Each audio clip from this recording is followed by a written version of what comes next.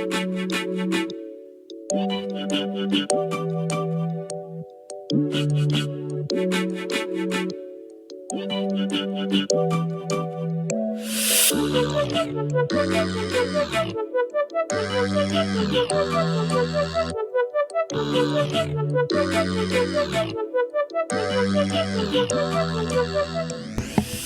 welcome to Technology Tap. I'm Professor J. Rod. In this episode, Security Plus 701, Chapter 2. Let's get into it.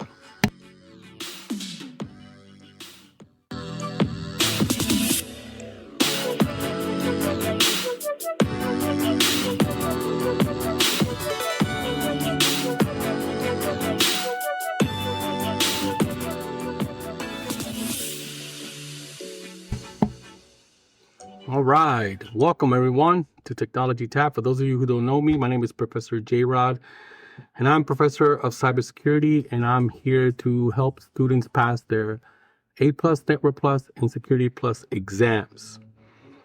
So on this episode, we're going to do Security Plus exam, the 701 Chapter 2. And as I stated before, this is mostly a definition class exam for the most part, so we're going to go over a lot of definitions today. First, we're going to talk about the three terms form of the foundation of information security risk management, which is vulnerability, threat, and risk. Number one is vulnerability, a weakness in a system, application, process, or control that can be explained. Can exist in software, unpatched software, hardware, for example, open ports, or human behavior, weak passwords. The example that they give is outdated operating systems with known security flaws, misconfigured firewalls of lack of employment training. Threat is a potential case of an unwanted incident which may result in harm. Can be intentional by a hacker or unintentional, natural disaster, or human error. Human error is possible. I've seen it. Somebody clicks on something they're not supposed to. Examples: malware spreading via email, insider leaking data, ransomware targeting a known exploit, and earthquake damaging a data center. Next is risk. The potential impact, damage, or loss when a threat exploits a vulnerability. Express a combination of likelihood and impact. There's actually a formula for it. Risk equals threat times multiplied by vulnerability multiplied by impact. Example: if a threat actor exploits a known vulnerability in an unpatched web server, the risk is of data being breached.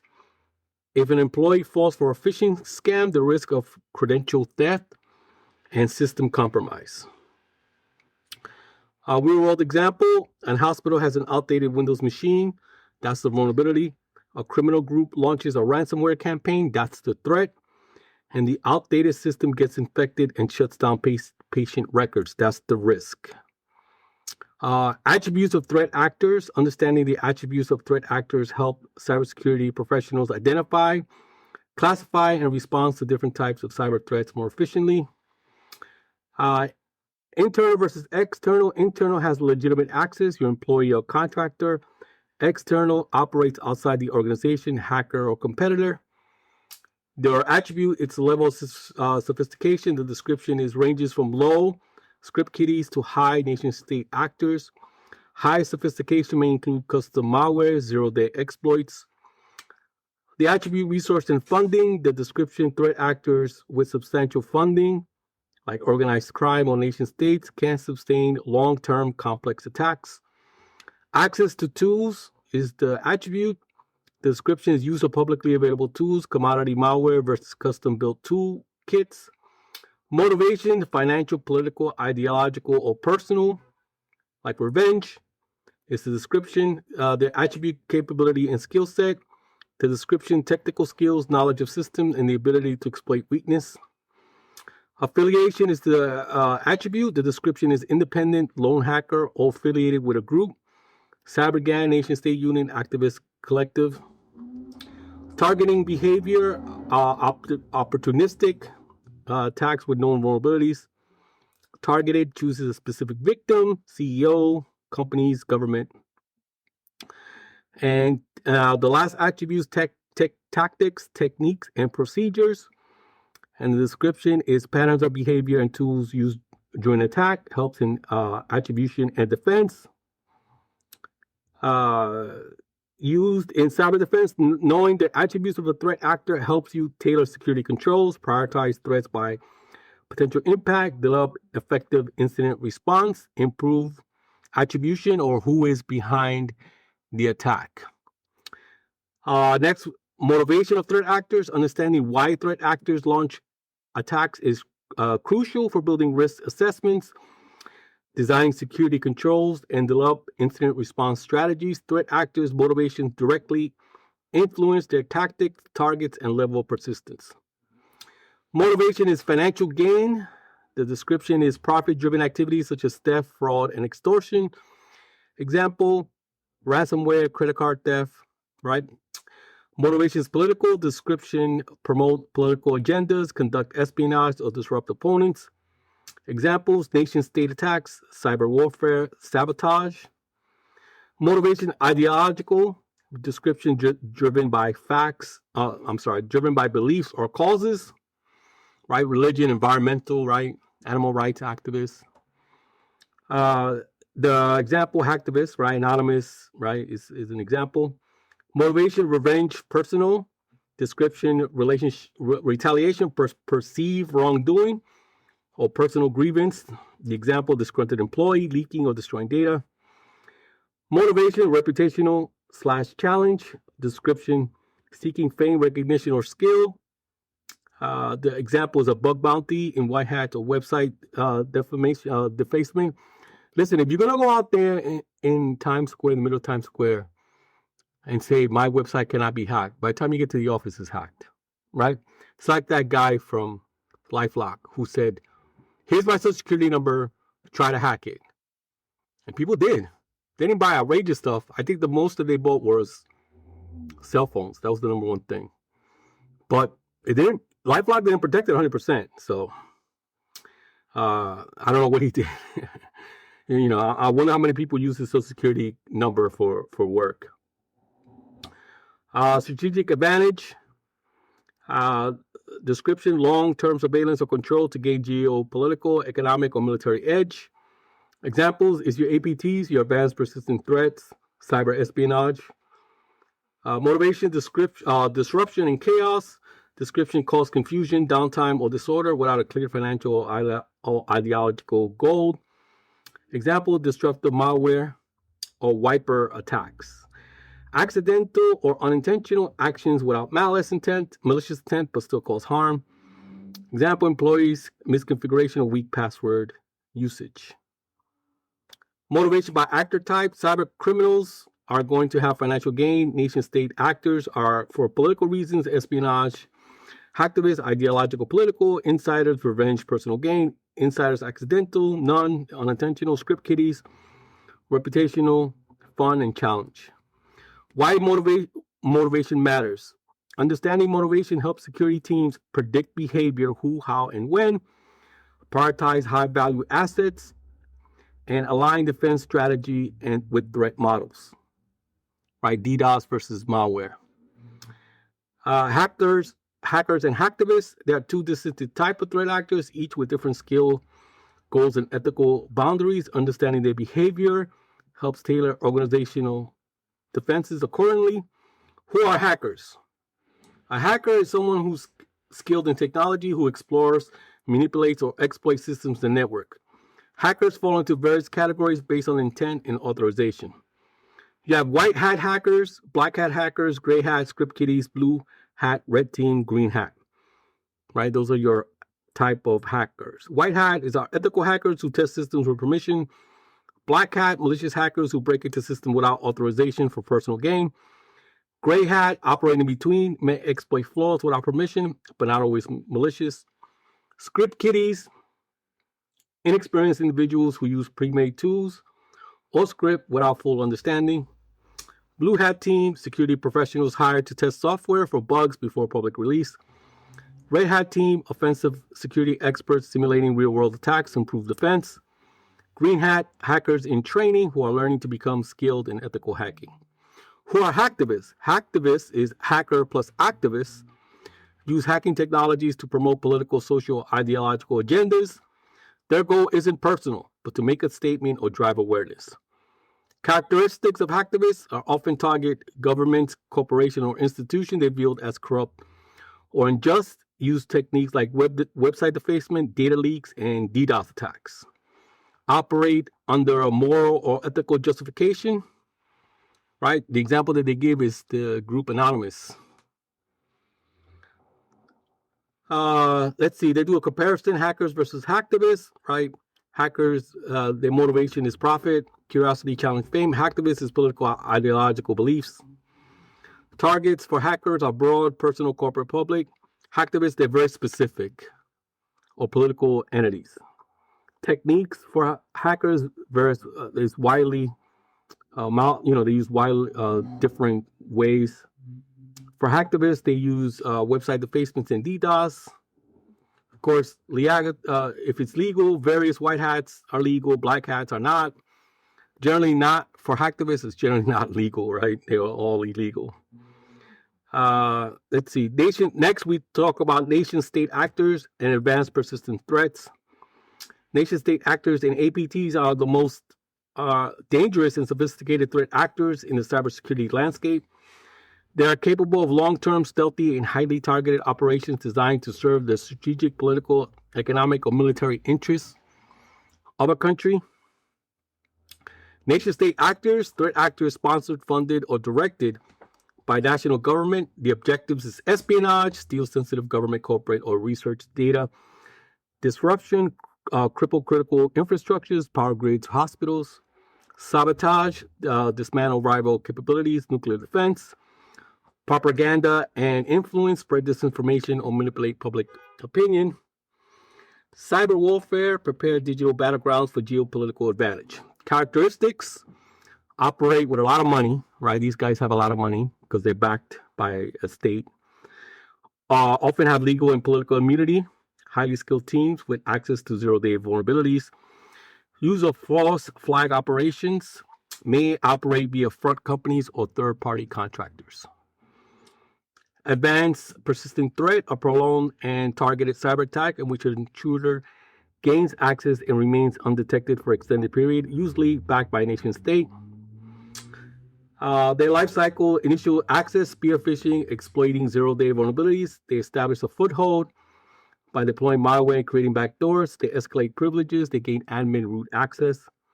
Internal reconnaissance, map the network and identify valuable assets. Lateral movement, spread across the system undetected. Data exfiltration, steal sensitive data over time. Maintain persistence, leave hidden tools for future access. Key attributes, stealthy and adaptive, and they have a long-term premise, usually months or years to this day. Notable APT groups, Fancy Bear, which are Russian, Cozy Bear, allegedly Russian. Comet Crew, allegedly is China. Lazarus Group, which is North Korean. And APT 33 is allegedly Iran. Right? Why they're dangerous? They're difficult to detect and remove. Long-term espionage and sabotage. Strategic impact on national security, economy, and critical infrastructure. Then you have organized crime and competitors as threat actors.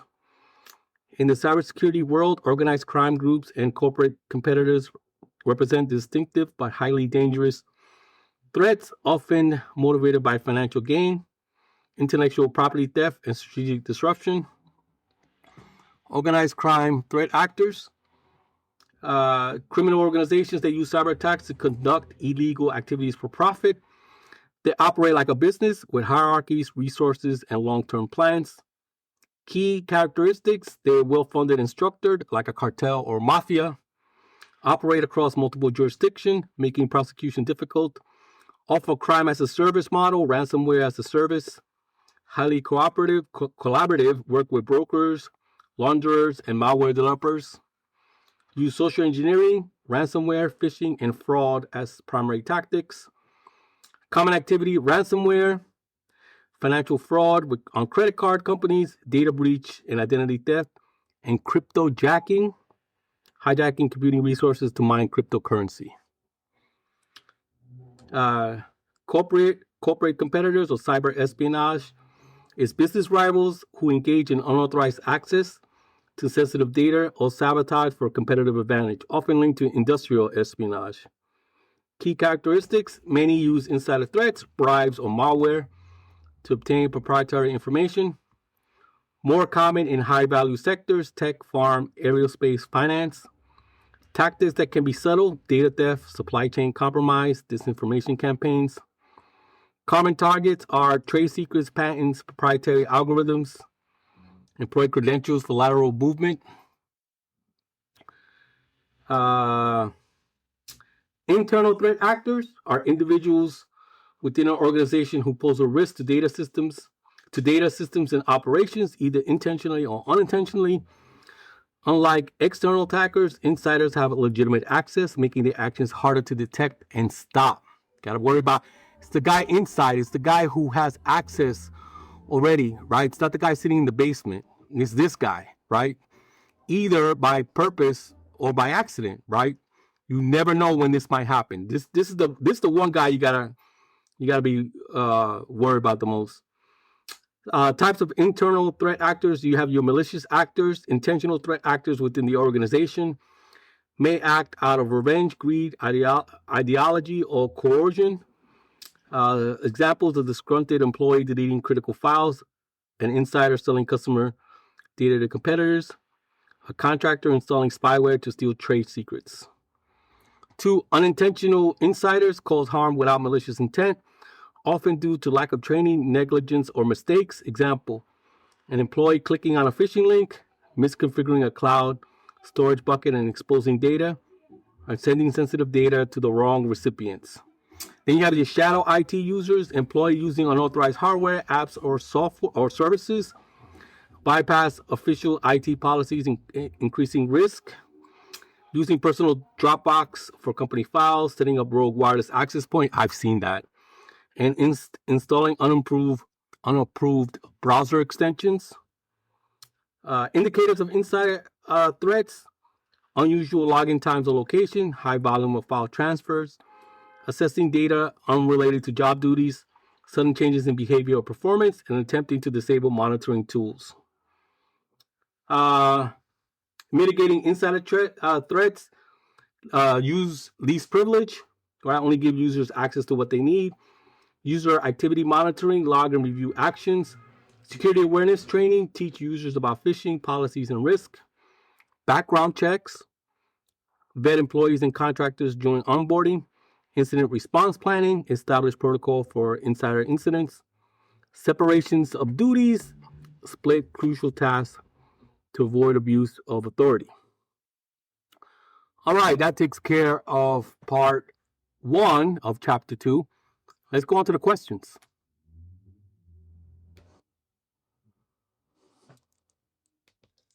All right, question 1. Which attribute describes the level of expertise and technical knowledge a threat actor brings to an attack?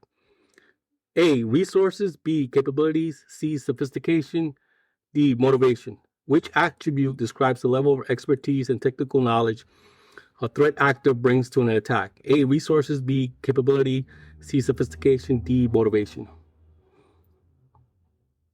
Right, so the level of expertise and technical knowledge. So the answer is what? The answer is C, sophistication.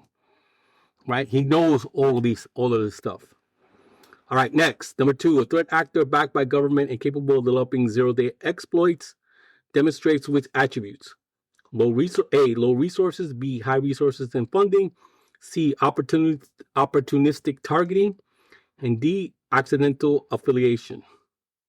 I'll read it again. A threat actor backed by government and capable of developing zero-day exploits demonstrates which attribute? A, low resources. B, high resources and funding. C, opportunistic targeting. D, accidental affiliation.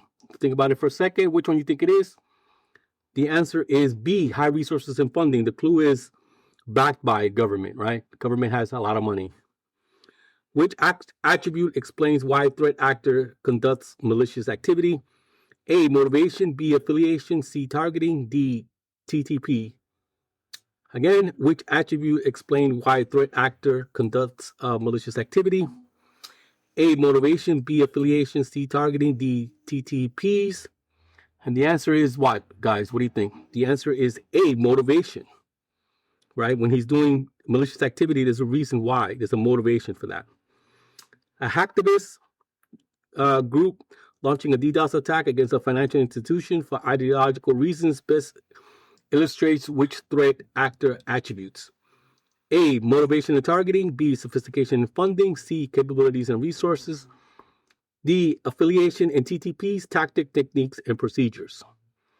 I'll read it again. A hacktivist group launching a DDoS attack against a financial institution for ideological reasons best illustrates which threat actor attributes. A, motivation and targeting. B, sophistication and funding. C, capabilities and resources. And D, affiliation and tactics, techniques, and procedures. The answer is A, motivation and targeting. Right? Hacktivists, they're motivated by something. They have a specific target in mind. All right, last one. Which attributes refers to techniques and operational methods a threat actor commonly employs? A, motivation. B, targeting. C, TTPs, tactics, techniques, and procedures. And D, resources. Read it again. Which attributes refers to techniques and operation methods a threat actor commonly employs? A, motivation. B, targeting. C, TTPs. And D, resources. Think about it for a minute. And the answer is C, tactics, techniques, and procedures. All right, hope you got them all right. If you did, pat yourself on the back. This is going to be it for Chapter 2. This is Part A of the Security Plus 701 exam. Until next time. Thanks.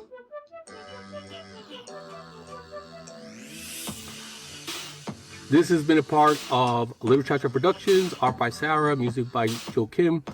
You can follow me on TikTok at Professor J-Rod, that's PROFESSOR JROD. And you can email me at professorjrod@gmail.com.